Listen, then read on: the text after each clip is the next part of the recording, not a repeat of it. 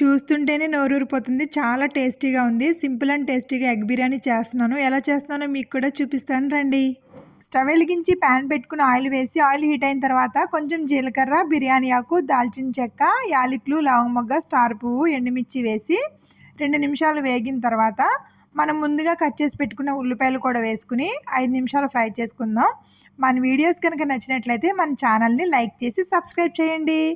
ఇప్పుడు ఒక మిక్సీ జార్లో కొంచెం పుదీనా, కొత్తిమీర, అల్లం, పచ్చిమిర్చి వేసుకుని మెత్తగా గ్రైండ్ చేసుకుని మనం ముందుగా ఫ్రై చేసుకున్న ఆనియన్లో వేసి ఒకసారి కలుపుకుని ఉడికించుకుందాం. బాగా ఉడికి ఆయిల్ పైకి తేలిన తర్వాత కొంచెం పెరుగు, ఉప్పు, పసుపు వేసి మరి ఒకసారి కలుపుకుని ముందుగా ఉడకబెట్టిన కోడిగుడ్లను కూడా వేసి కొంచెం కారం, గరం మసాలా, మిరియాల పొడి, ఫ్రై చేసుకున్న ఆనియన్స్ కూడా వేసుకుని బాగా కలుపుకుని తగినన్ని వాటర్ వేసుకుని మూత పెట్టుకుని 10 నిమిషాల పాటు మరిగించుకుందాం.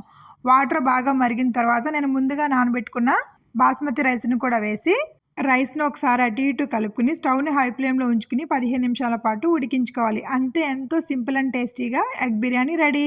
మీరు కూడా ఒకసారి ట్రై చేయండి, చాలా బాగుంటుంది. మరి ఒక రెసిపీతో మీ ముందుంటా. బాయ్.